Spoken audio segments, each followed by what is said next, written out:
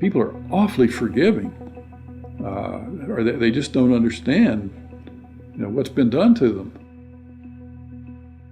We are at an epochal shift. We're at a point where the West could tip into complacent and quite well-off redundancy, or we could play a decisive role in the future. What the banks did was reprehensible. That was why there was the outrage at the greed of the bankers when we gave them money that was supposed to help them lend to others, but they decided to use that money to pay themselves bonuses. For what? For record losses? We are governed by corporations today, often by corporations that don't have very much interest in the United States of America. I don't know what happened, man. What happened to the United States? It went so far in the ditch. At what moment did it all go bad? Was it disco? Was it Donna Summer? Is that what killed America?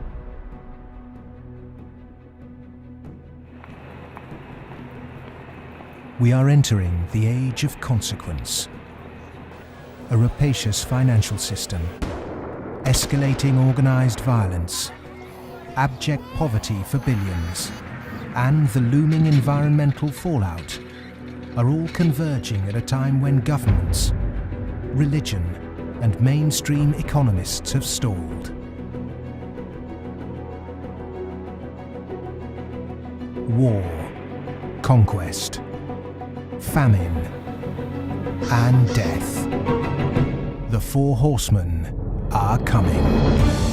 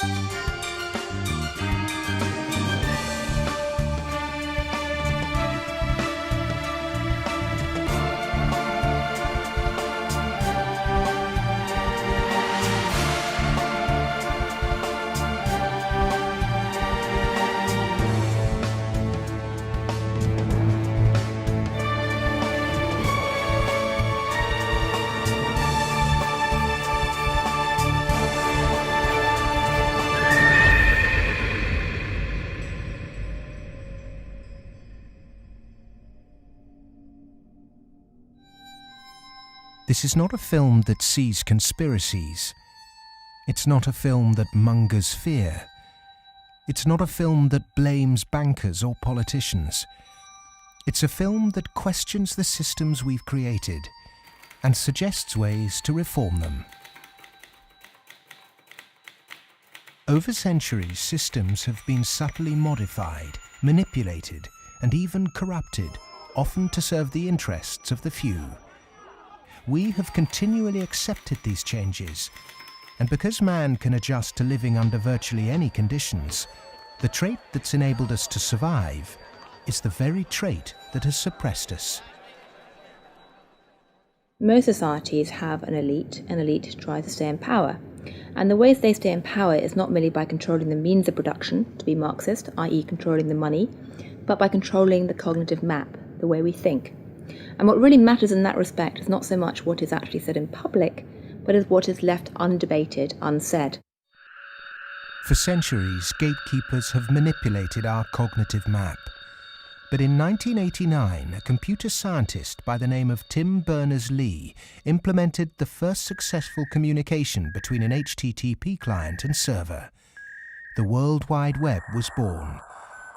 It has since unleashed a tsunami of instantly accessible, freely available information. Just as Gutenberg's printing press wrestled control of the cognitive map away from an ecclesiastical and royal elite, today the internet is beginning to change governments, finance, and the media. We are at the cusp of change. But to enact it, we must first understand the things that have been left unsaid for so long. To do that, we need context from people who speak the truth in the face of collective delusion. Because to understand something, is to be liberated from it.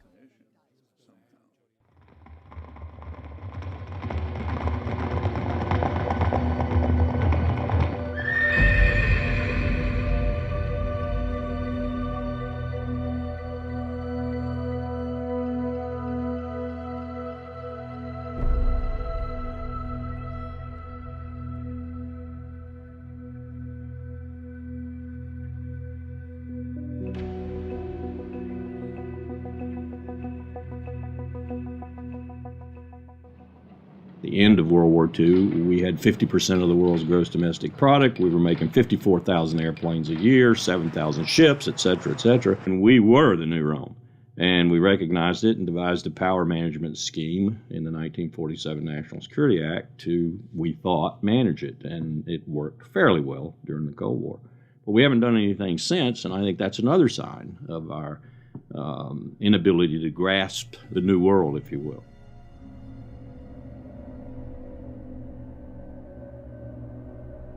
Empires do not begin or end on a certain date, but they do end, and the West has not yet come to terms with its fading supremacy. At the end of every empire, under the guise of renewal, tribes, armies, and organizations appear and devour the heritage of the former superpower, often from within. In his essay, The Fate of Empires, the soldier, diplomat, and traveller Lieutenant General Sir John Glubb analysed the life cycle of empires. He found remarkable similarities between them all.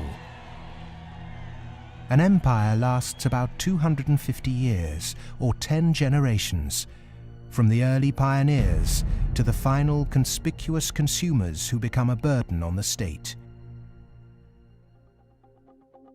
6 ages defined the lifespan of an empire.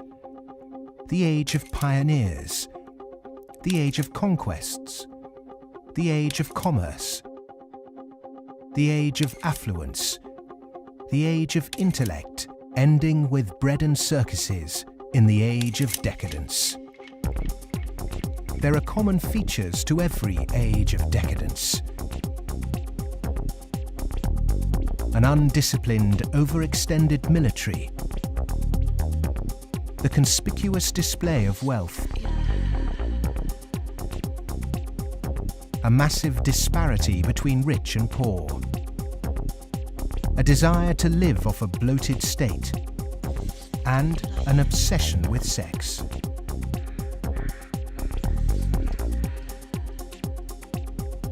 But perhaps the most notorious trait of all is the debasement of the currency. The United States and Great Britain both began on a gold or silver standard, long since abandoned. Rome was no different. So it started on a principle that was very sound, and it was on a silver standard. But as it corrupted further and further and further, the Roman denarius got to the point where it was basically a copper coin, and they learned how to plate, and it was washed in silver, and in circulation the plating came off. And at the end, all the senators that really did at one time represent the people only were interested in representing how much wealth they could steal at the top. Great empire wealth always dazzles, but beneath the surface, the unbridled desire for money, power, and material possessions means that duty and public service are replaced by leaders and citizens who scramble for the spoils. Historically, all the signs of the demise of empire are beginning to develop. Some are more trenchant than others. This current financial and economic crisis, that sort of thing always accompanies the demise of empire. The people of Rome were constantly being distracted by the gladiatorial events, and the politicians knew that they did this. Whenever there was unrest among the people, they had a huge event going on, and they created a new event with lots and lots of gladiators, and every day we're doing that. That is a common trait of declining empires. And so today in the United States, for example, you find a tremendous emphasis on all kinds of television programs that distract people from what's really going on. Sports is a big part of that, as it was in the gladiator times. In essence, we've been lulled into a lethargy, and we've accepted it. Just as our sports stars today earn vast sums, so did Roman charioteers. In the 2nd century, one by the name of Gaius Apuleius Diocles amassed a fortune of 35 million sesterces in prize money, equivalent to several $1 billion today. Strangely perhaps, there's another profession that is disproportionately hallowed as an empire declines. The Romans, the Ottomans and the Spanish all made celebrities of their chefs. And this again is typifying the end of an empire, where things were so great, we have this last oomph of momentum that we used to be great, and we felt great, and we don't feel it anymore. So everyone is out searching for it. Well, maybe it's in the best food, or the best clothes, or the best music, or the best movies, or a reality TV show, or another magazine. But you can never get enough of what you don't need. What you need is a strong moral conviction that is pervasive throughout the society, and integrity reigns. There's a vast apathy. There's a vast amoralism, even a political nature to it. That is to say, there are vast numbers of people who don't give a damn. And so there's this natural, I suppose, entropy. Any living organism, which an empire is, of course, over time dies. Question is, how does it die? Does it die in a violent cascade of events, or does it die over a long period of time? The baby boomer generation were born into this age of decadence. Perhaps unwittingly, they've broken the unspoken intergenerational contract. Through unfettered consumerism, spiraling house prices, and a desire for eternal youth, the baby boomers have squandered future generations' inheritance.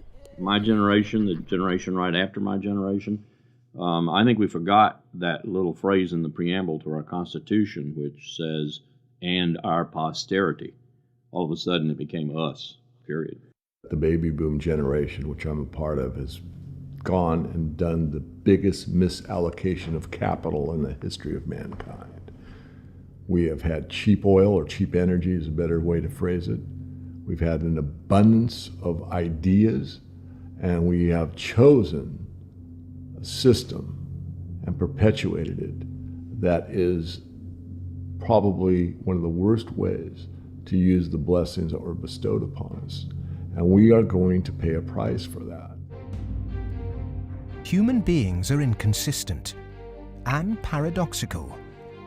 We hope for peace and immortality, but continually invent new ways to destroy each other.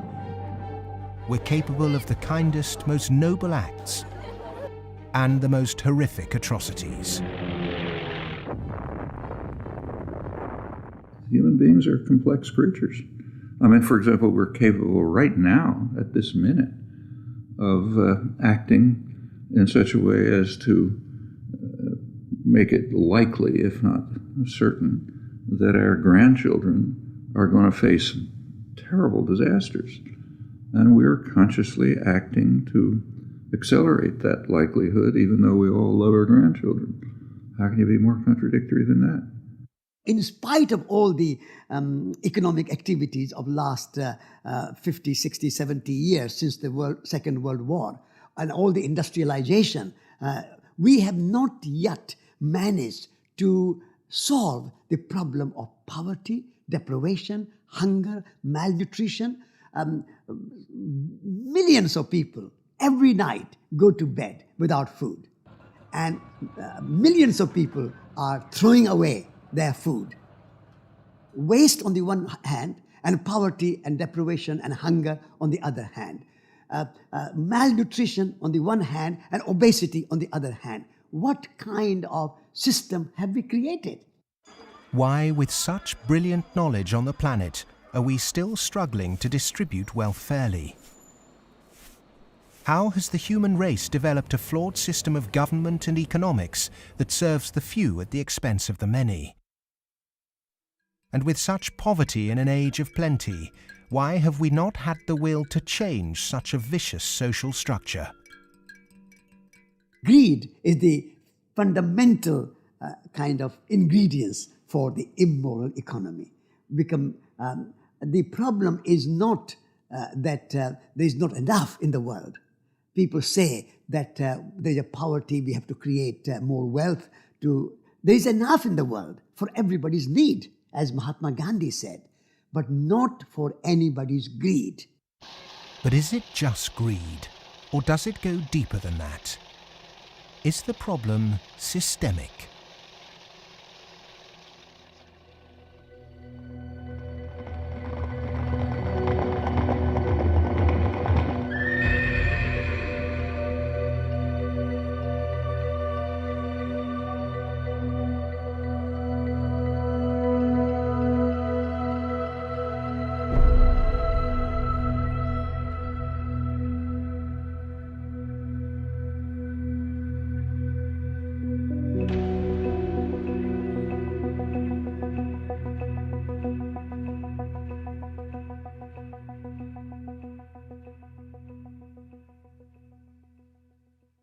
As a civilization, we've obviously had a great run.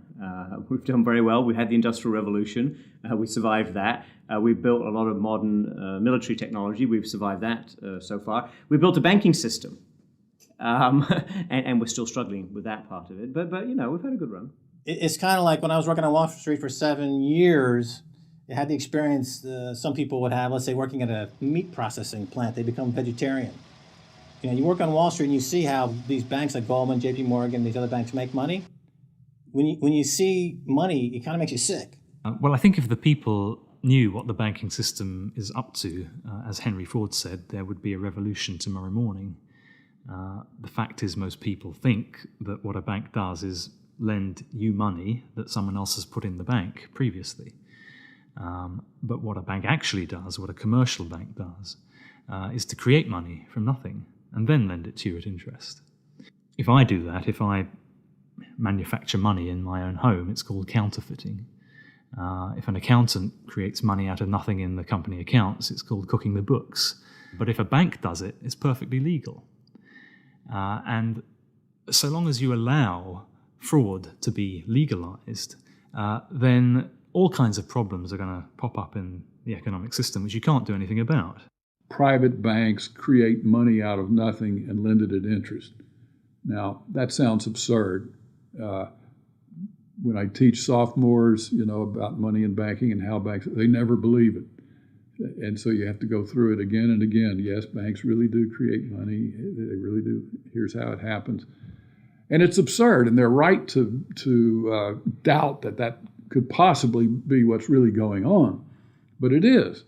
Now, if the banking lobby is very strong, they're going to say, well, we don't want to change the system. We're making so much money out of it. What we have to do is, A, try and convince the people that it's their fault, that their wage claims are too high, and that's why we're having lots of inflation, or people are speculating on housing, and that's why house prices are going up.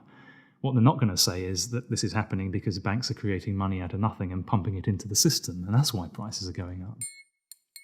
But how is it that we've ended up with a system in which banks have the power to create money? Since 1971, when President Nixon took the United States off what was left of the gold standard, the world has operated under a system of money known as fiat. The dollar, the pound, the euro are all government fiat currencies. Fiat is a Latin word meaning let it be so. It is the law that this government currency be money. Indeed, without that legal enforcement and the fact that we must pay taxes with this money, that dollar bill or that computer digit that represents a dollar would be pretty much meaningless. Only the government has the power to issue fiat money, but banks can create it through lending.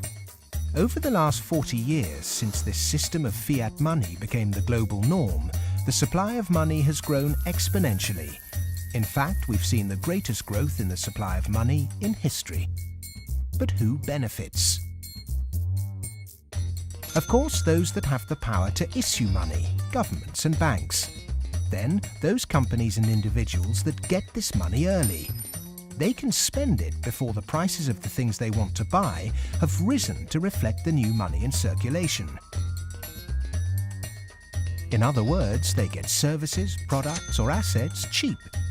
But prices soon rise, So holders of assets such as houses or shares will then see gains without there necessarily being any improvements to the company or house in question. Often this can lead to speculative bubbles. But what about those at the bottom of the pyramid? Those on fixed wages or incomes, those who live in remote areas, or those with savings? By the time this newly created money has filtered down to them, the prices of the things they want to buy have increased. Their savings buy them less, however, and their wages remain largely unchanged. In some cases, they have to take on debt just to be able to afford the things they were previously able to buy, which means they have to go back to the banks. In reality, this process of creating money only redistributes wealth from the bottom to the top of the pyramid, and thus that ever-increasing gulf between rich and poor gets bigger and bigger and bigger. Well, when you get off the gold standard and you go into a fiat money currency, combined with a fractional reserve banking system, you end up compounding debt faster than you can ever possibly produce to support that debt. So eventually you're going to find yourself back into debt slavery. And that's what's happened in the U.S. For every dollar of GDP, for example, in the U.S., it also creates something like $5.50 worth of debt. Because this is what happens when our economy flips over and basically capsizes. And of course, the government solution now to address all the problems is basically to create more debt. You can never get enough of a currency that doesn't work. You can print it till kingdom comes, but you can't print wealth, and you can't get yourself out of debt by making more debt. If you could print wealth, Zimbabwe would be the largest, most prosperous country on the planet. We all know it doesn't work. Of the money in the world today, 97% of it is debt. The French philosopher Voltaire once said, "All paper money eventually returns to its intrinsic value, zero." For 3 generations, the world watched the fight between capitalism and communism. But in the 1980s, the Russian economy started to collapse. The Soviet Union capitulated, and so-called capitalism reigned supreme.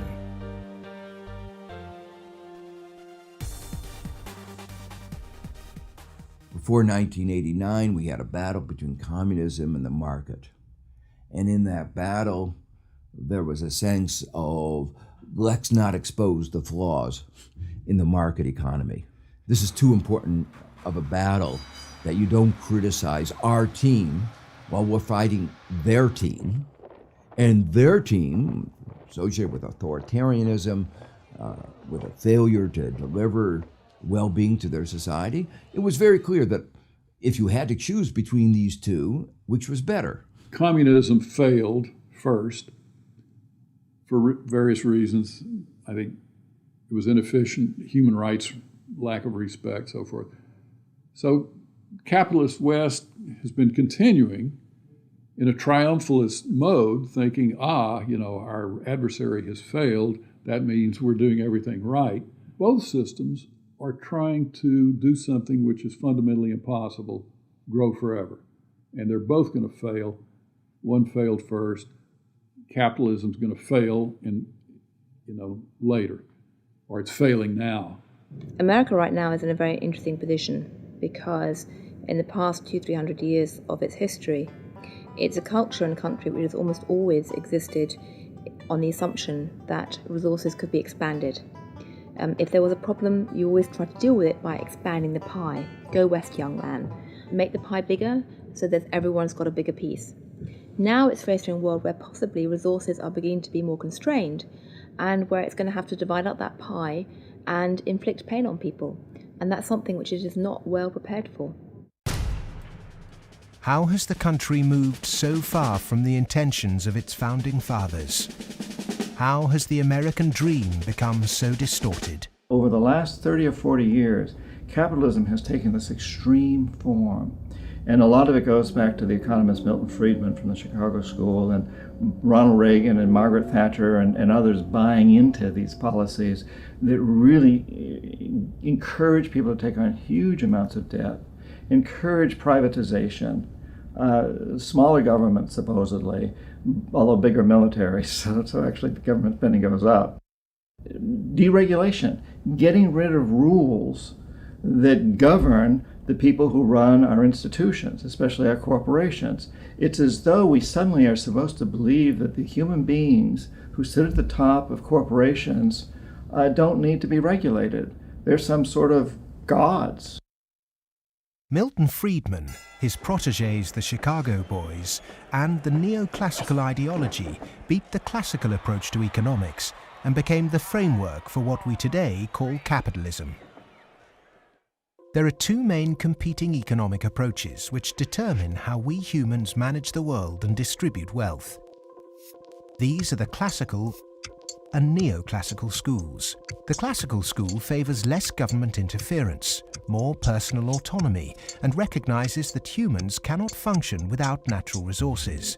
The neoclassical school, which has a more dismissive view of natural resources, thinks government should rule the economy, solve social problems, and leave the free market to look after the distribution of wealth. The neoclassical school emerged around 100 years ago due to vested interests' desire to protect their assets. This meant that neoclassical mathematical models and assumptions were divorced from reality. They're based on what ought to be, instead of the classical models which are based on what actually is. It's these neoclassical models, which favour large corporations, that have been used to legitimise the financialisation of the global economy. Championed by Ronald Reagan and Margaret Thatcher, neoclassical economics still dominates policy-making today. The Reagan Revolution, as we call it in the United States, obviously the Reagan-Thatcher Revolution, if you think about it more globally, was a big change in power structure and a big transfer of opportunity and wealth. Now, it's not that the poor gave it to the rich. It was a transfer within the well-to-do, so that the financial sector in particular, in the United States, for example, but also in the UK and some other places, became vastly more profitable, and wages in that sector went up a lot. I mean, we focus on bonuses, but it's also base salaries went up a lot, overall compensation. So there's a transfer from the non-financial part of the economy to the financial part of the economy that actually is unprecedented as far as we can see in any of the available data to us. And I'm talking about all of recorded human history. In 1932, in the aftermath of America's great stock market crash, a piece of legislation was passed to protect society. The Glass-Steagall Act was introduced to separate ordinary high street banking from investment banking. 67 years later, in 1999, under the influence of Treasury Secretary Larry Summers and his predecessor Robert Rubin, President Bill Clinton repealed the Glass-Steagall Act. Once again, banks could take ordinary depositors' money and speculate with it on virtually anything they liked. Wall Street has become a very particular type of casino. And it's unfortunately not the kind of casino they have in Las Vegas, which is, perfectly legitimate form of entertainment. It is a casino that has massive negative repercussions on the rest of society. So it's not just losing your money on a few wild nights. It's about the way in which those organizations lose their money, impacting the whole of society, leading to a massive loss of jobs. This unfettered gambling pushed the entire global financial system to near collapse. With balances and debt obligations larger than the GDP of entire countries, the banks had become too big to fail. The West was unprepared, and bankers met their reeling and disorientated governments. You have to bail us out. We need money. If you don't give us the money, the whole thing goes down. And what are you going to do with millions and tens of millions of people who have lost everything in their bank account? You will have a revolution on your hands. So fork over the money. Borrow the money, create it out of nothing, and give it back to us, and so that we can face our problems and not go under, or otherwise. And this is what Mr. Hank Paulson did in the U.S. Congress. He went there one day and he told them, well, look, we need $700 billion, and we need it now, or else. Is this system we call capitalism really capitalism? In a capitalist system, government is supposed to be small. But today the state is more bloated and invasive than it's ever been. Individuals and companies are supposed to operate in a free market. Good enterprise is rewarded with profit and flawed enterprise with failure.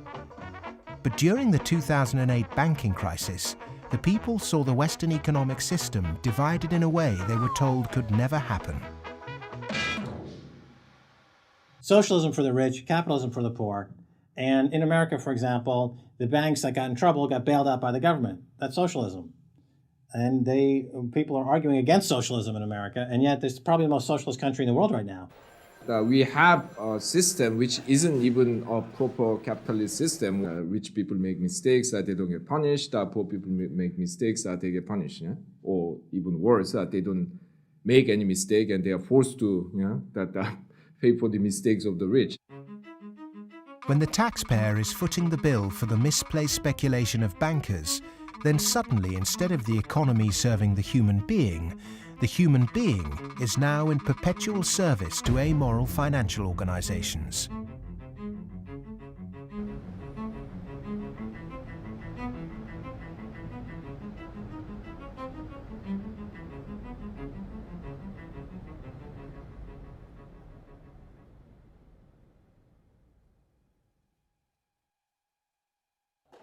It was the head of the Federal Reserve Bank, Alan Greenspan, who after 9/11 slashed interest rates to encourage lending. Bankers needed new participants to keep cash flowing into a system that had become a global pyramid scheme. All this newly created money entered the housing market and created unprecedented inflation. House prices rose and rose. New mothers were forced back into the workplace to service huge home loans, and the Anglo-American dream became all about land speculation. The housing market in the West isn't about ownership. The housing market in the West, because it's the only way ordinary people can get ahead, and ordinary people can't get ahead but by wages. What we've created is a mass bubble economics around housing. As that sucks in a huge amount of capital, takes capital for genuine innovations in the economy, and puts it into a speculative use that has no genuine productive outcome. It's interesting, if you talk to people in Germany, for example, they don't see a connection between owning a piece of property and being inclined towards being democratic. There's lots of people who rent their housing there, and they're perfectly comfortable with that arrangement. But it is true that in somewhat different contexts, both Mr. Reagan and Mrs. Thatcher pushed for more people to own housing. And actually, this is part of the problem, because if you push people to buy housing before they're ready, and if you push very dubious loans on them, and they don't understand what they get themselves into, you can have huge adverse repercussions, exactly what led to, in part, the subprime housing crisis in the United States. That's not anything to do with democracy, that's just a bad economic idea. The breakthrough that occurred around the year 2000 in the United States was when bankers found out that the poor are honest. And they realized that if you're poor, if you're not rich, you have a different set of values. And you think that a debt is a debt, and it's something that has to be paid. And that people will try to pay the debts that they're stuck with, even if the debts are not valid, even if the debts are much more than they expected, even if they really can't pay the debts. The lending and banking institutions, when they drew up contracts with interest rates, with flexible interest rates, I think they knew in the beginning that these problems were going to come back later on, where folks weren't going to be able to afford the mortgages as the interest rates increased. It put a lot of people in situations where they were taking food out of refrigerators, taking kids out of higher education. They're not able to afford college anymore. And it is making a really, really bad situation worse. The banks engaged in what was a criminal conspiracy to charge more to the blacks and Hispanics. The banks got together, backed the Bush administration to block the state prosecutions of racial lending in order to exploit and charge more to the minorities. These are loans which were made by one of the major lenders in the city and in this country, Wells Fargo, in which Wells Fargo targeted minority communities in the city, put borrowers into loans that they could not afford, put borrowers into loans that were of the subprime variety, therefore more expensive and less advantageous to the borrowers. Hiding predatory lending practices in the small print of complex financial products was only ever going to enrich one set of interests. Many of the communities in which African Americans live in the city were establishing momentum. There was development activity that was occurring. We were seeing signs of vitality in many of these communities, and the results of the Wells Fargo foreclosures and the subprime lending practices of that lender and others has significantly impaired that progress and brought it to a halt. They're not worrying about, they don't come in the heart of it. Like you in the heart of it, so you see. They don't really see the struggle if they don't come in the heart of it. They see the outside of it. That's like looking at the cover of a book and seeing the outside of a book, but if you don't go inside the book, then you'll never know what the book about. So they're not worrying about nobody else but themselves. And I think it's wrong, because if they come in the heart of it and they see it, they'll be willing to help. What happened in Baltimore is just one example of what is happening all around the world. One way to frame this injustice is by branding it a race issue. But when we look really closely, we can see that there is something at play here that transcends race: profit. Not an accident, for instance, that we had the deregulation in our financial industry that was such a disaster. The lobbyists of the finance industry amount to 5 per congressperson. In other words, they pay 5 people for every congressman to explain to them, persuade them, that they should pass legislation that is favorable to the financial industry. The poor people who are devastated don't have the money. They couldn't hire 5 per congressman. So the way our democracy works, it's an unlevel playing field. The financial sector has acquired enormous power, partly through political contributions, so buying favors, but mostly through ideological control, convincing people that finance is good, more finance is better, and unregulated finance without limit is best. And that is really the cornerstone of this, what we call in the United States, the Wall Street-Washington corridor. I mean, if people need any proof as to who's controlling Washington, when the bailout came after Lehman Brothers collapsed, 80% of the population was against the bailout. Notwithstanding that, the Congress passed the bailout, just showing, in my view anyway, that it's really under the control of banking interests. It's not a reflection of good democracy when a company, a group of companies, an industry, says our interests are more important than the national interest. How can that happen? Very easy. That's the role of campaign contributions, lobbying, in America's political structure. We have a flawed democracy.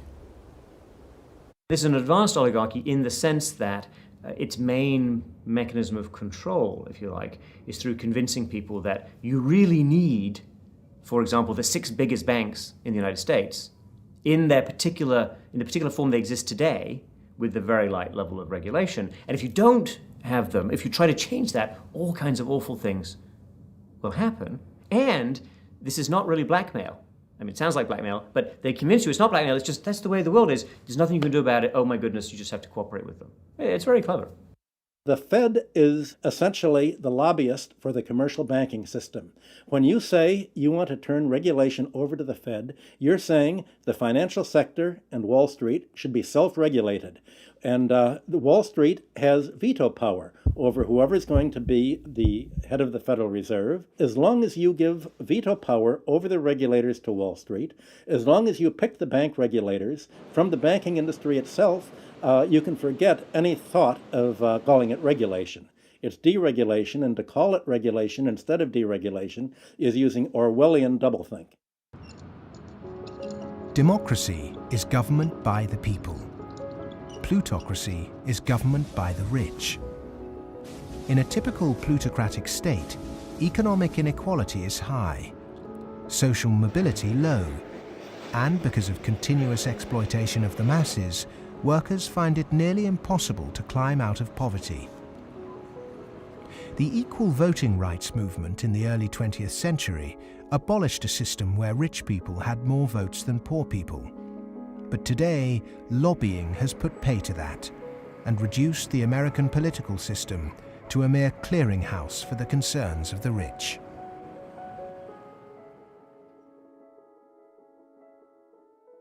The Goldman Sachs machine is one of using profits to buy influence in Washington to change laws to make it easier to make money on Wall Street to be used to buy influence in Washington. So it's a self-reinforcing malfeasance machine that is continuing to grow as a parasite in the economy and continuing to kill the host. Famous for claiming it did God's work, Goldman Sachs is one of the most influential investment banks in the world.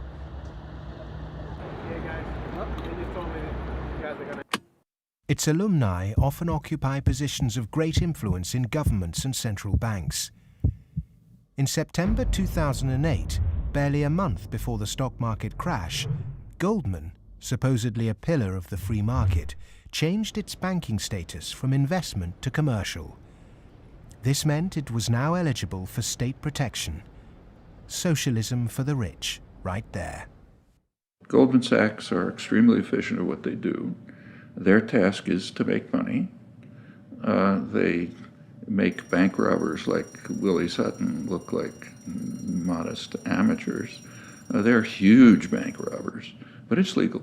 The system is set up so that they can do it. In the recent years, they've been selling securities put together from mortgages that they knew were worthless. So they're selling these things to unwitting consumers, making a ton of money on it.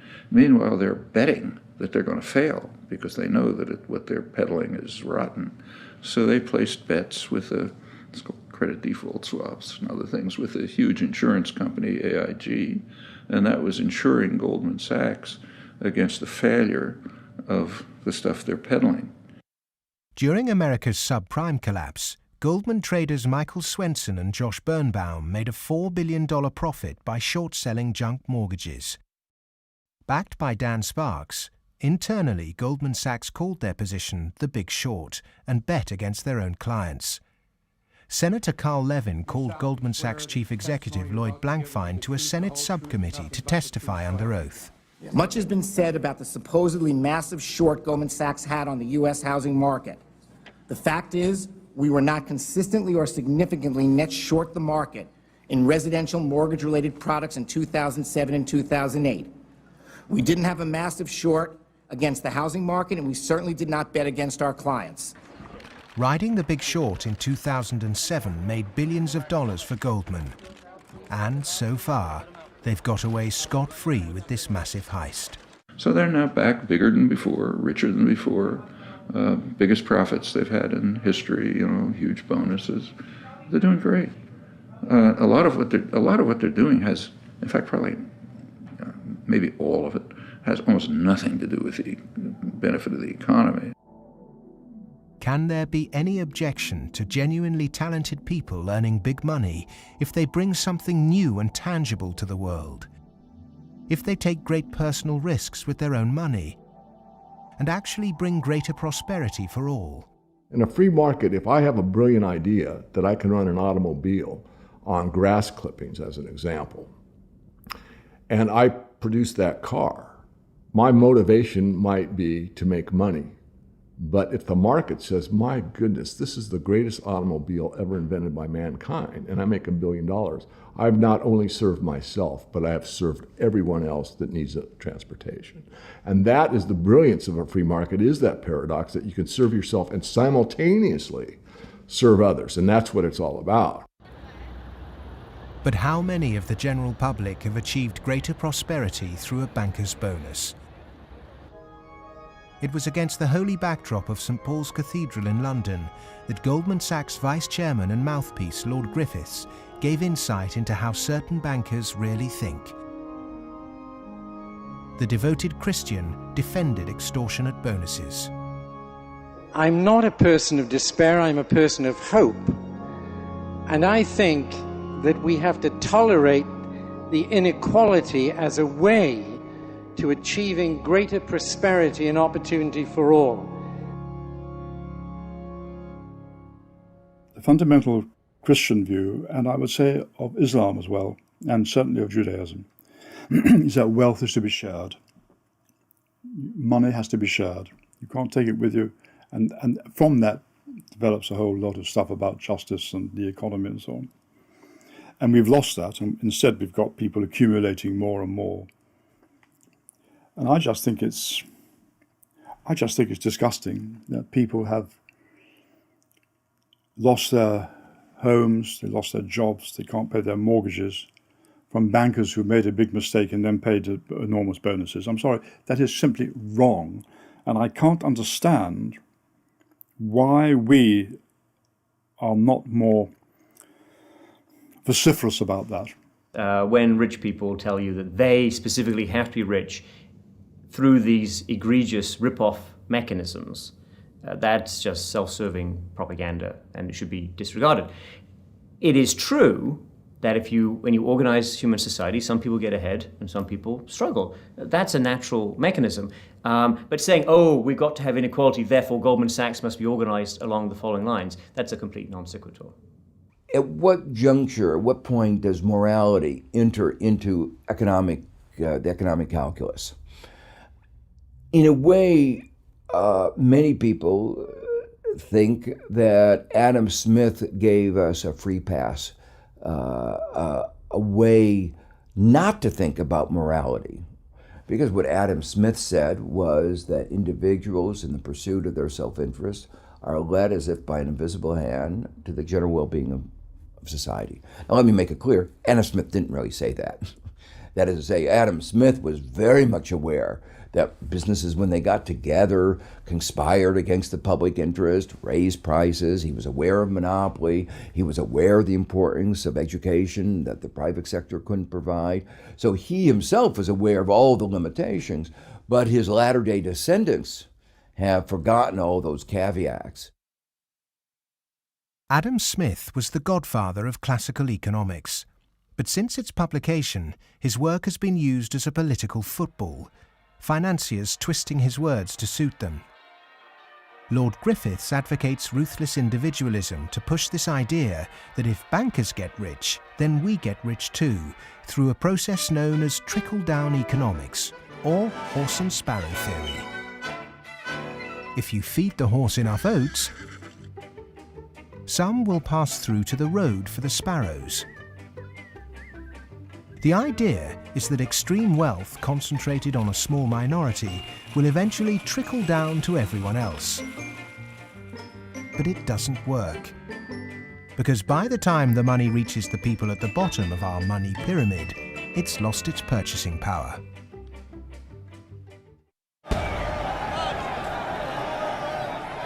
But the public are now confused as to why our political leaders have allowed this to happen, and quite naturally now ask why. Because our political processes are badly flawed. They're badly flawed because of the dependence on lobbyists, on campaign contributions. So that's why, my view, and a view I think of a lot of people, is that we have to restructure our political processes to give more voice to the ordinary citizen and less voice to the interest group, to the moneyed groups, to those who have taken such a large role in shaping our tax code, our regulatory regulations, and so forth.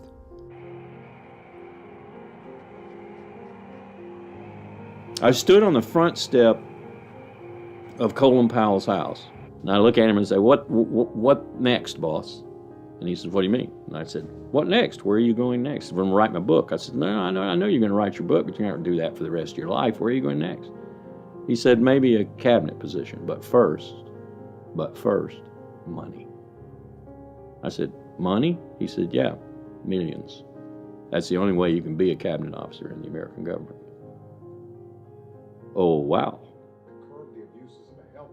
The Democrats and the Republicans are beholden to corporate interests, and until they become unbeholden to those corporate interests, we will never have a well-governed republic.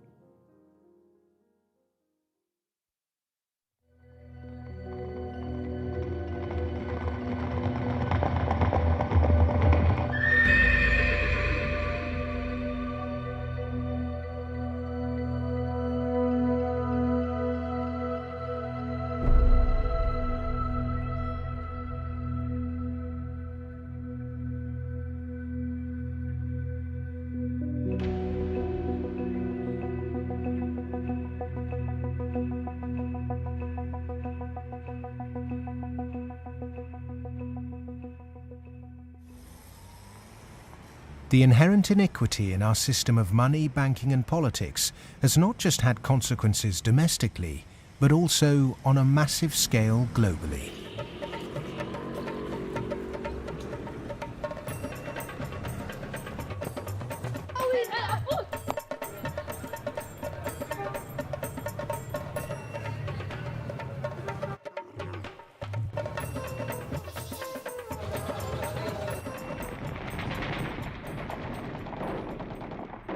Western leaders have presented their military campaign in Iraq, Afghanistan and Pakistan as a moral obligation.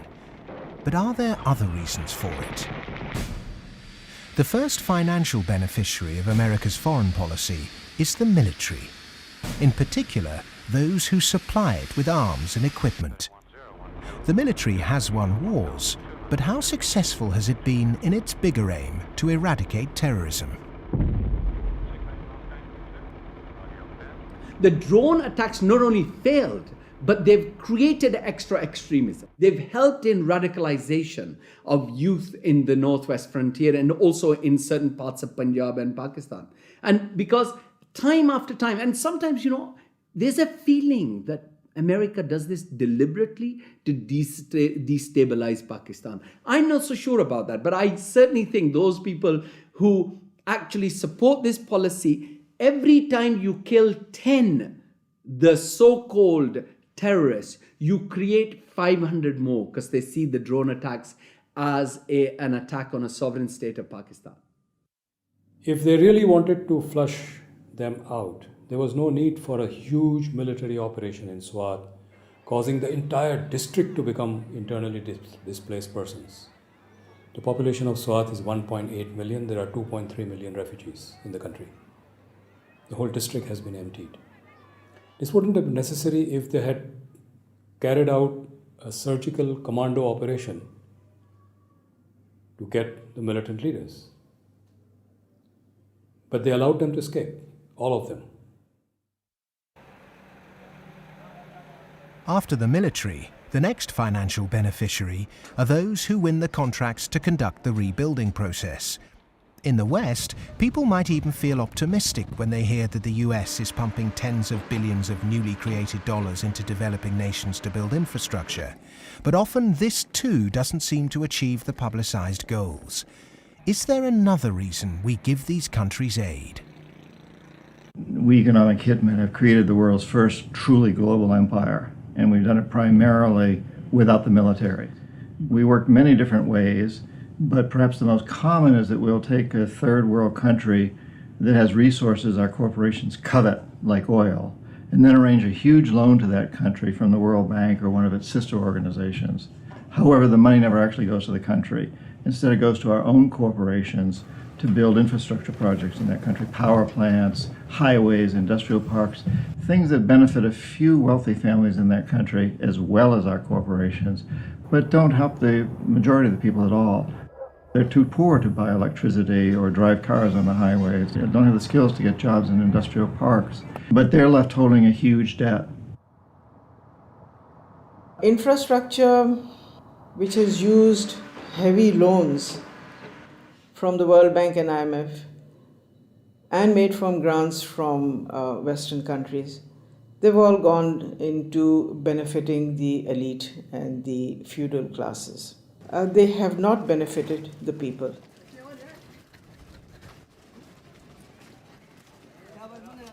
A lot of money goes to these consultants and companies from the West who charge huge amounts of money, and actually the real money on projects and on ordinary people is very limited. The masses have very little already. So those landlords who have the infrastructure and who are going to make money because of the infrastructure that is built through their roads, they will prosper. But the ones who don't have any resources, they've not had jobs, there isn't an economic activity for them in terms of manufacturing goods so they can sell and they can also prosper. When you don't have that, what do? They resort to joining the Taliban because they see the enemy coming in and taking away what little bit they have. President Obama, I understand, wants to invest $7.5 billion in Pakistan's infrastructure to alleviate poverty and, take away all the divisions and all the anti-American sentiment over here. Whatever his reasons are, we can do without it. In fact, it's the worst possible thing he can do. This kind of help is actually going to be a hindrance. It's just going to make matters worse. It will bring this contrived war and terror into our rural areas. How much of US foreign policy is genuinely altruistic? And how much is it influenced by the banks and corporations that profit so tremendously from it? America's evangelism of democracy is riddled with contradictions, not least of which this idea of promoting democracy at the point of the gun, or opposing regimes which are democratic but not in the way that America wants. So too, this idea that America has been promoting free market capitalism has also been riddled with contradictions, because the reality is that American firms tend to make most money when countries are at the cusp of change, certainly American financial firms, and in a sense they want markets that are changing structurally, but not too free and too transparent, because they make money when markets are a bit opaque. Is it any wonder developed nations are fighting in underdeveloped countries when so many are making so much money out of it, without ever really having to face up to or even witness the consequences of their actions? So what if 5 million kids died in Africa because of debt last year? I got a bonus of £1 million, and if I have that conversation, I've had it with some bankers who've been in the business a long time, and they listen politely, very polite, very charming, and at the end they say, "Well, Tariq, it's lovely meeting you again," and they go back to the office and do another loan deal for Tanzania or something. I've known a lot of terrorists, quote unquote. I've met them, I've interviewed them for books, I've known them since I was an economic hip, and I've never met one who wanted to be a terrorist. They all want to be with their families back on the farm. They're driven to terrorism because they've lost the farm. It's been inundated with water from a hydroelectric project or with oil from oil derricks. Their farm's been destroyed. They can't make a living for their kids. Or in the case of the Somali pirates, their fishing waters have been destroyed. And that's why they've turned to this. It isn't because they want to be pirates or terrorists. Now, there may be a few crazy people. There are a few crazy people with their nuts loose. There'll always be serial killers. There'll always be crazy people. Maybe Osama bin Laden's one of them. But they do not get a following unless there's a terrible injustice going on. And people are starving and they're deprived. And then they will follow these crazy people because they seem to offer an alternative. If we want to do away with terrorism, if we want to have what we in the United States call homeland security, we've got to recognize that the whole planet is our homeland. What does the word terrorist actually mean? Many terrorists would sooner describe themselves as freedom fighters. Could it be that the charge of terrorism could just as easily be made against Western corporations, speculators, and policymakers? When we talk about terrorism, it means what they do to us, not what we do to them. And what they do to us can be pretty ugly, although it's not even a fraction of what we do to them. I mean, take, say, 9/11. That was a pretty serious act of terrorism, maybe the worst single act of terrorism in history. But it could have been worse. I mean, suppose, for example, that Al-Qaeda had bombed Washington, bombed the White House. It killed the president, installed a harsh military dictatorship, brought in a bunch of economists who drove the economy into its worst disaster in history. Well, that would have been worse than 9/11. And I'm not making it up. It happened. What's called the first 9/11 in South America, namely in Chile. On the 11th of September 1973, the democratically elected Chilean president Salvador Allende was overthrown in a coup.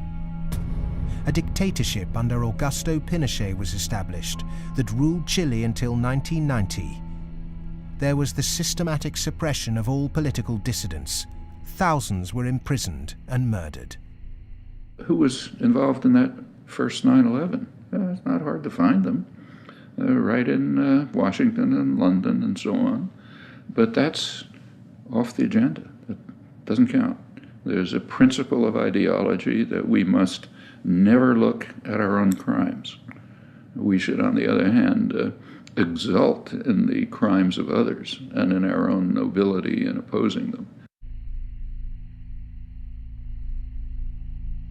The root causes of so-called terrorism will not be solved by increasing economic inequality.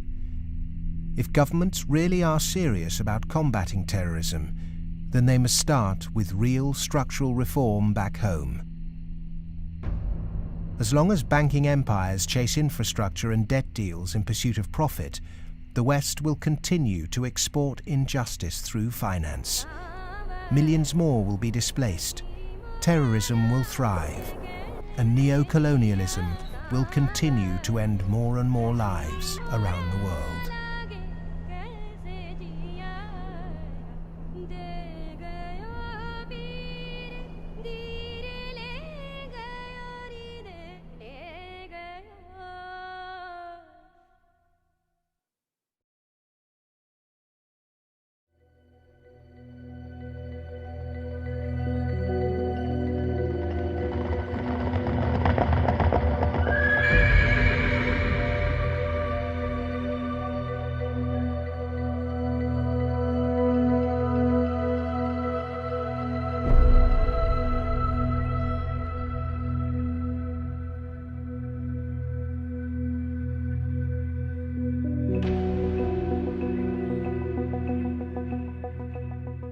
What's happened is that we have moved from a relatively empty world to a relatively full world. That is, empty of us and all of our stuff to now full of us and all of our stuff. In my lifetime, the world population has tripled. And the populations of other things, of cars, houses, boats, all these other things that put a load on the environment too, just like human bodies, those have vastly more than tripled. So the world is very, very full of what we might call man-made capital. And it's becoming more and more empty of what used to be there, what we might call natural capital. We are the first generation, we in the rich developed world are the first generation to have got to the end of the real benefits of economic growth.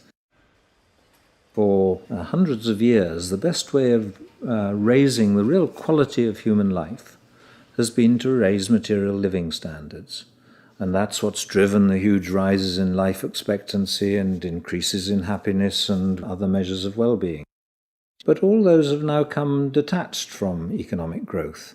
And although life expectancy continues to rise in the rich world, it's no longer related to the amount of economic growth a country has at all. And the same is true of measures of happiness and measures of well-being. The paradox is the more we grow, the more poverty we create. Our self-interested economic system seems to be continually missing a trick. So as we keep plundering the Earth's natural capital, is it time to rethink our Western definition of progress? When I look at the world, I look at it much the way Royal Dutch Shell looks at it. They have one of the best strategic entities in the world, private or public. And Royal Dutch Shell has posited two scenarios. One is called Blueprint and is obviously a planned corporate structure where world leaders get together and they think about things like energy transformation, planetary warming, and dwindling fossil fuels and so forth. The other is called Scramble. And Scramble is pretty much what it sounds like too. It's a mess. Interestingly enough, in 2075, the ending year for these scenarios, as I recall, we get to about the same place. It's just that Blueprint leaves a lot less blood on the floor. Scramble leaves a lot of blood on the floor as people fight for these resources and so forth. The reason oil companies are drilling miles under the sea is that the world's easily accessible oil has already been found and largely consumed. Not only are oil supplies dwindling, major new metals discoveries are becoming increasingly rare. 40% of the world's agricultural land is seriously degraded, and ever more volatile yields continue to be unevenly distributed. It may be that the looming environmental threat is not global warming, but the exhaustion of the world's resources. We're We're going to have struggles for finding land sufficient to grow the agricultural products for what the United Nations says is going to be a 9 billion Earth population. We're going to struggle over non-renewable fossil fuels as they run out. I think Shell posits about 2075 they'll be gone. And we're going to struggle over things like water and other precious resources that are necessary to our life and to our economy. And this could be, as Shell says, a blueprint affair with world leaders working together to share alike. Or it could be a real mess, and Shell, incidentally, bets on the mess. Just like the baby boomers' failure to look to the next generation, our outdated competitive mentality for a world of depleted resources could have devastating consequences. Our economic setup encourages one-upmanship, competition and comparison, whereas the progress humans have made over millennia has been largely based on cooperation. In any species, in almost any animal, there is always the potential for huge conflict, because with any species, all members of that species have the same needs, so they might fight each other for food and shelter and nest sites and territory and sexual partners, all that kind of thing. But human beings have always had the other possibility. We have the possibility to be the best source of support and love and assistance and cooperation, much more so than any other animal. And so other people can be the best or the worst. You can be my worst rival or my best source of support. In a progressive society, to meet our common economic, social and cultural needs, we must move from globalization to localization. The benefits of a communal sense of fellowship, responsibility and purpose in a life driven by production, not consumption, would lead to happiness and satisfaction. Indeed, we must ask, have our modern consumerist lifestyles made us happy? I think if one had been living in the 19th century and somebody had told you that 100 years later people were going to be living in this extraordinary wealth and comfort, with central heating and being able to throw away such a high proportion of our food as we do, we'd imagine that we'd be living in a state of extraordinary social harmony and everything would be rosy. And it's really quite remarkable, the contrast between, if you like, the material success of our societies and the social failure. The growth economy demands that we make consumption a way of life. He who dies with the most toys became the ambition, and retail replaced spiritual satisfaction. Unsurprisingly, sales of antidepressants skyrocketed. The fact is that the world economy over the last few years, a good share of my lifetime, has been built either on the military or on producing items that most people don't need and really don't even want when you come right down to it, but we all got to have them. Consumerism is driven by our extraordinarily social nature, that we want to have the stuff so we look good in other people's eyes. It's because I experience myself through other people's eyes, the feelings of shame and embarrassment or pride and maybe feeling envied, all those things. So, the goods are just a way of, if you like, mediating the relationship between yourself and others in this extraordinarily alienated hierarchy. What's really suffered is human relationships, family life, the things that really matter to us. And in the end, the only thing that makes human beings happy isn't money. It's very clear that past a certain level, you only get marginal gains from wealth. What really makes us happy is other people. It's our relationship with other people that's really been damaged by the last 30 years.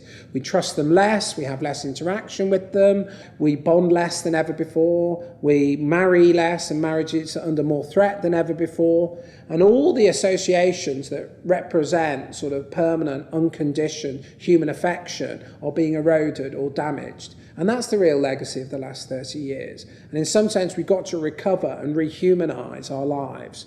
Otherwise, not only will they be nasty, brutish and short, but they'll be lonely. The West is coming to the realization that its human project is failing. The West was so convinced that if you push people to achieve as individuals, the accumulated achievement of individuals would make for a successful society. And what the West is now beginning to realize is that the individual achievement without incorporating the vulnerable community is a myth.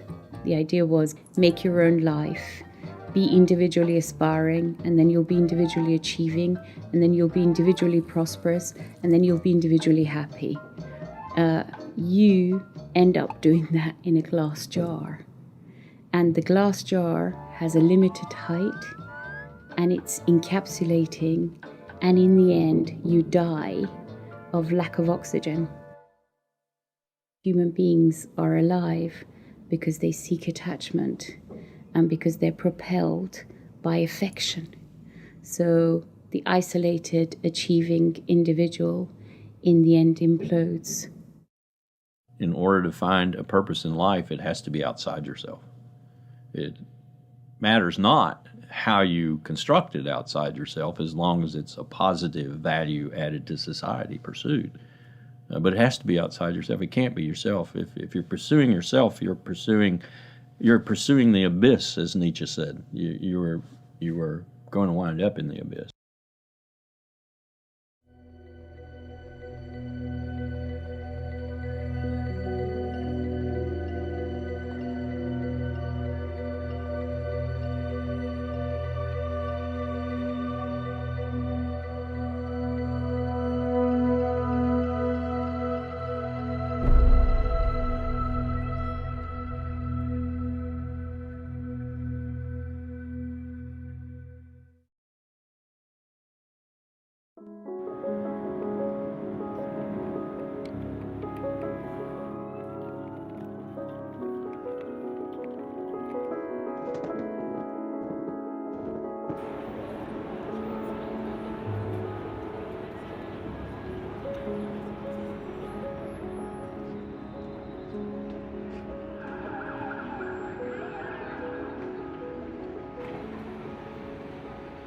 One of the most powerful cultural frameworks that shapes the way we think today in the West is the Hollywood film construction. And it follows a particular cultural pattern in that there is a beginning, there is a middle and an end, there is drama, tension, there's resolution, there's usually a goodie and a baddie, and there's usually a story told through the medium of human beings. This Hollywoodization of the way that people communicate and the way they tell stories about themselves and view their recent history has very much impacted how we look at the financial crisis, in that people look at the beginning, the middle and the end. They look at the drama around Lehman Brothers and they wanted, say, a resolution, and they wanted baddies, they wanted sacrificial victims as well. So people have focused on a few individuals. And the idea that somehow it wasn't just one or two individuals who were at the root of the problem, it was a systemic problem, that actually almost everyone who participated was in some way guilty, either of outright negligence or simply failing to ask the right questions or simply failing to ask why money was so cheap for so many years. The idea that it was a systemic flaw is something which is very hard for people to grasp and even harder to depict as a good story. Perhaps there is this feeling of helplessness because we don't understand what the real problem actually is. Cleansing a few bad apples will not rectify the flaws at the heart of the Western economic system. A system that should be protecting people is in fact the very thing that's enabling our four horsemen to ride with such vengeance.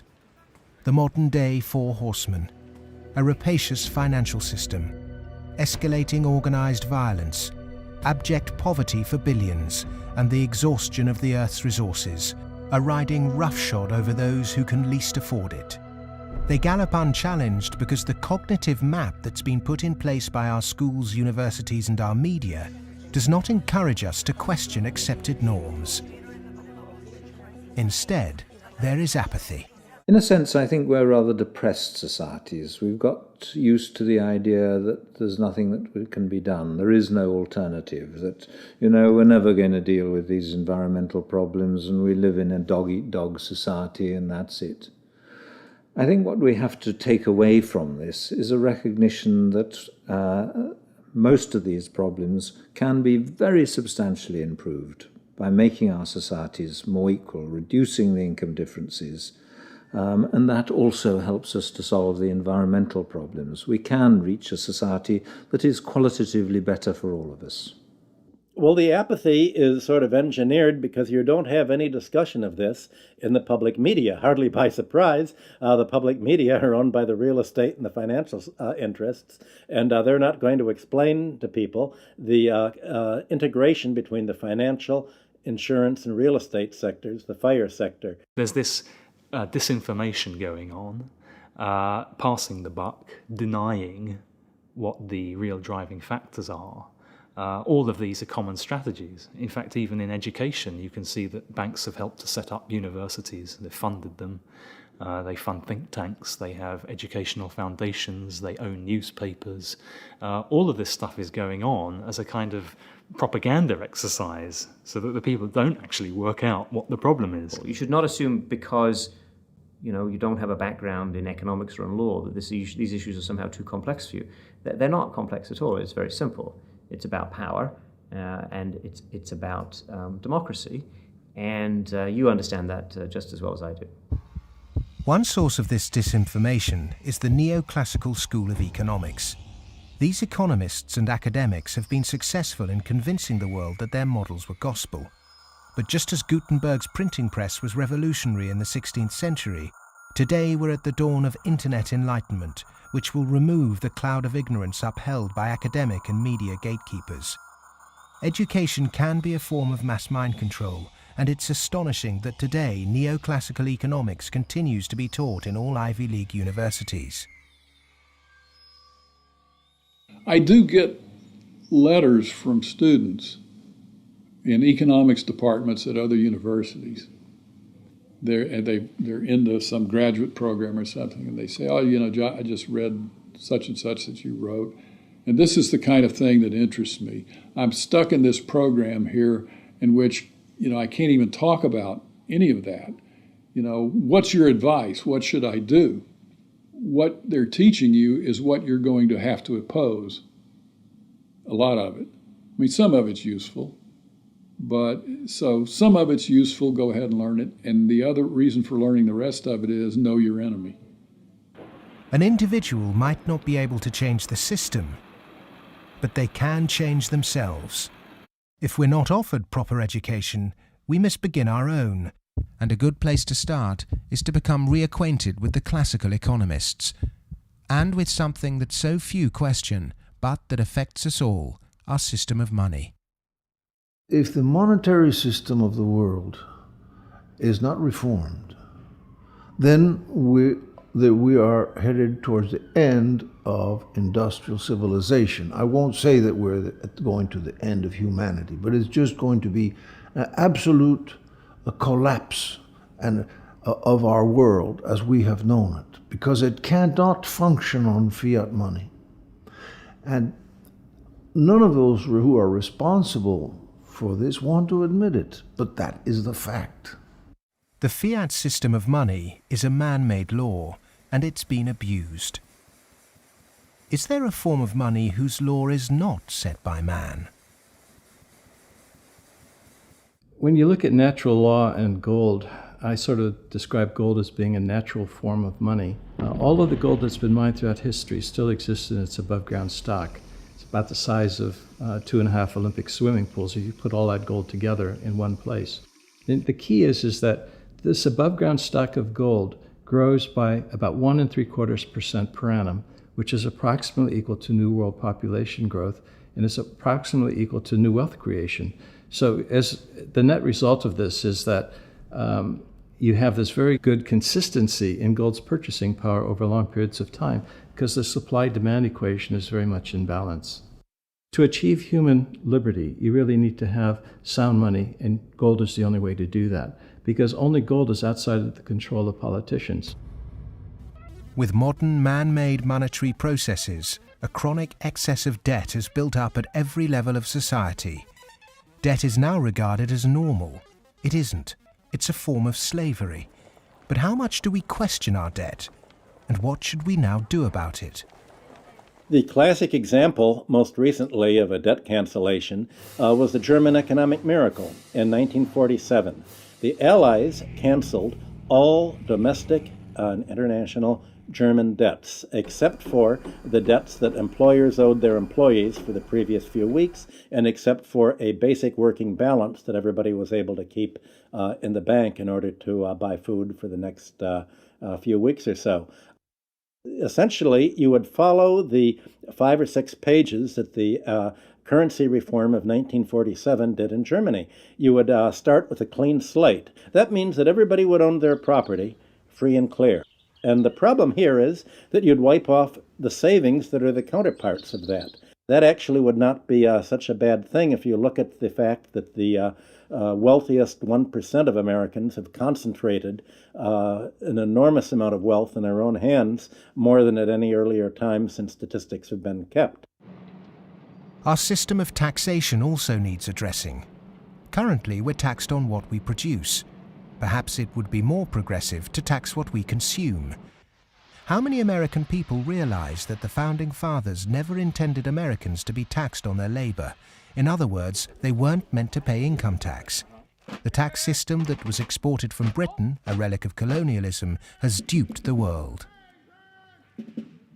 The most important element of a tax system is to do what everybody expected to be done in the 19th century, and that is to base the tax system on land taxation, on the free lunch of land value, and on what John Stuart Mill called the unearned increment, the income that landlords made in their sleep, as he put it. Who made oil in the ground, coal or iron ore?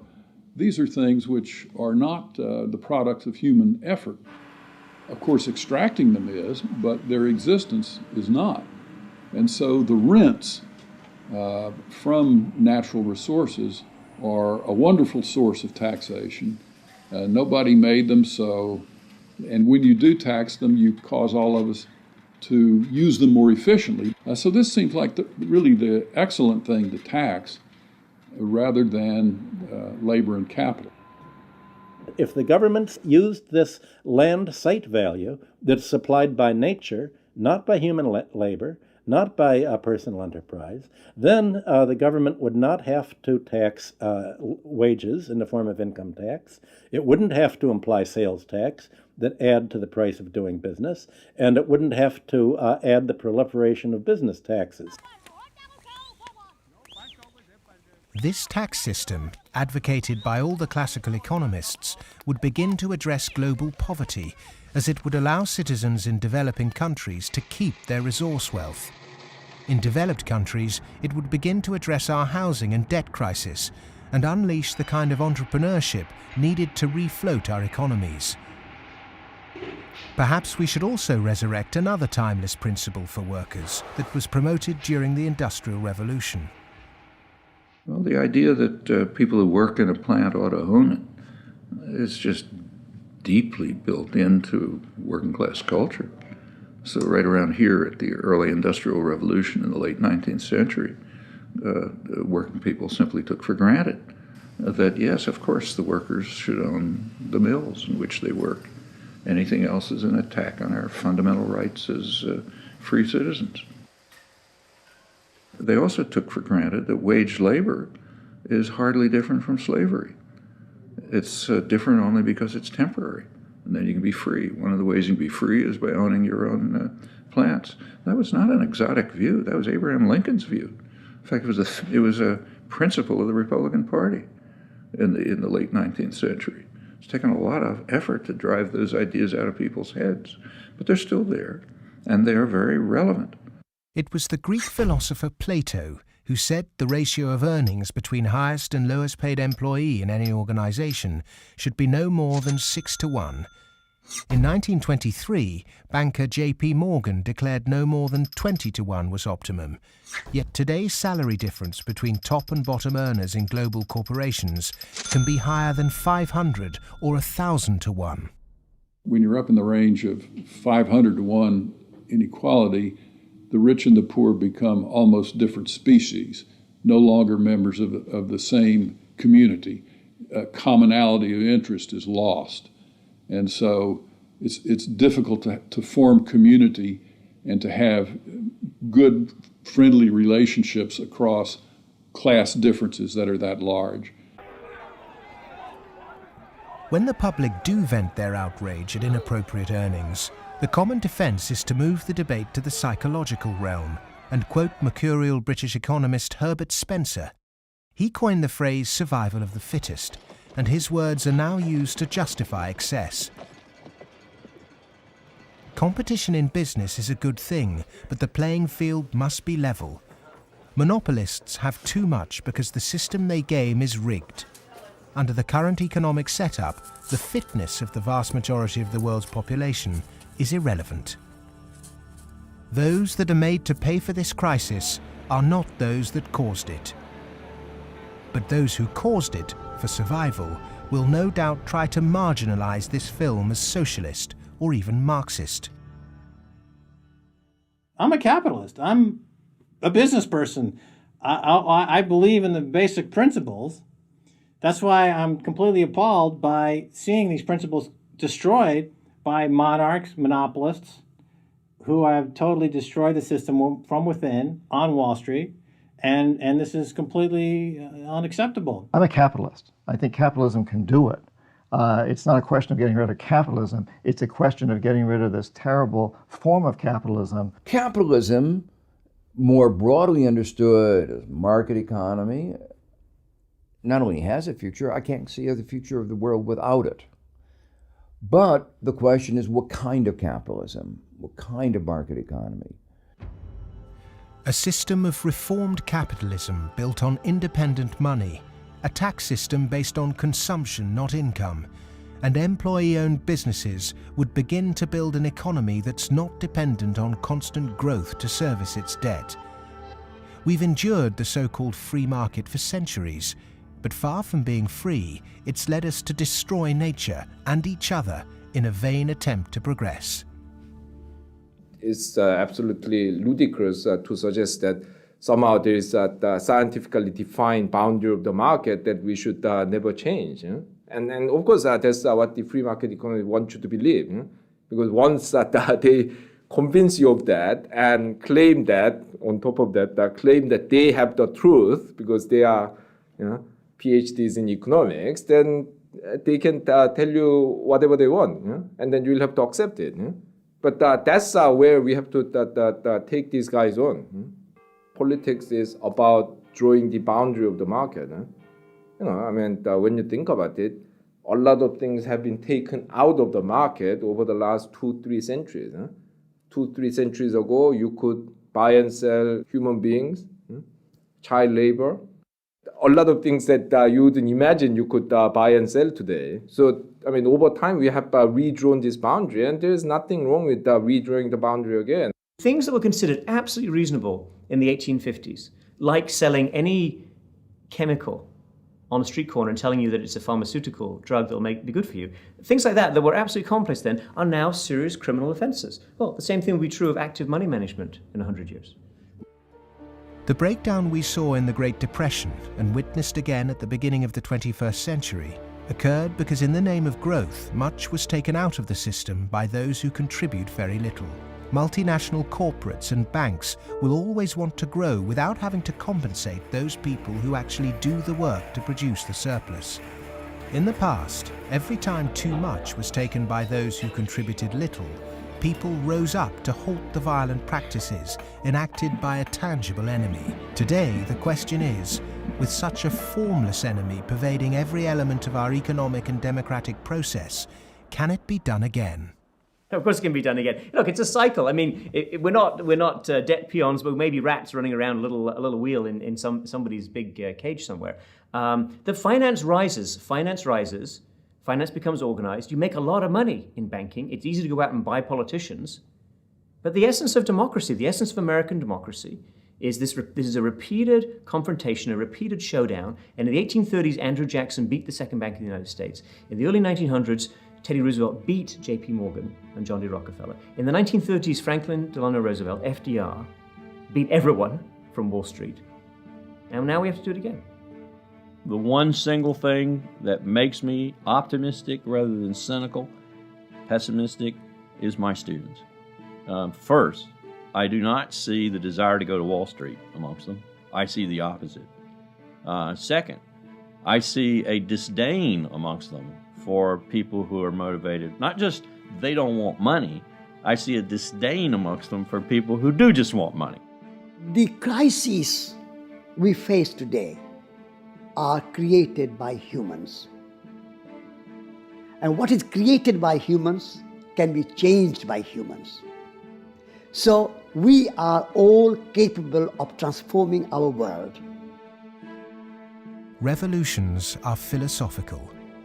Getting organized and preventing the culprits camouflaging the real problem means it's possible to embark on a bloodless revolution against the violent organizations and barbaric leaders who've trashed the economy.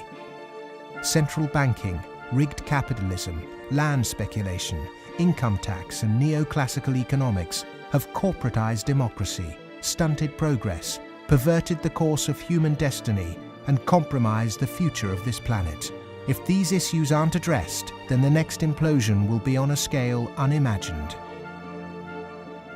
Whatever the propaganda, at the beginning of the 21st century, central banks' unregulated cheap money pumped up land values, which created an unsustainable asset bubble in a world that once again operates a rigged tax system that enriches entrenched privilege.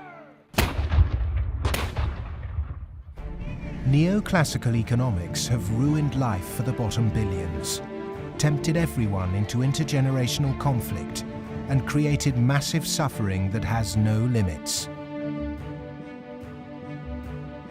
Human beings go mad in crowds and come to their senses slowly and individually. History is littered with examples of people who threw themselves off the yoke of oppression to adopt radical change, only to end up with popular new rulers that maintained the status quo. To really understand something is to be liberated from it. Dedicating oneself to a great cause, taking responsibility, and gaining self-knowledge is the essence of being human. A predatory capitalist's truest enemy and humanity's greatest ally is the self-educated individual who has read, understood, delays their gratification, and walks around with their eyes wide open.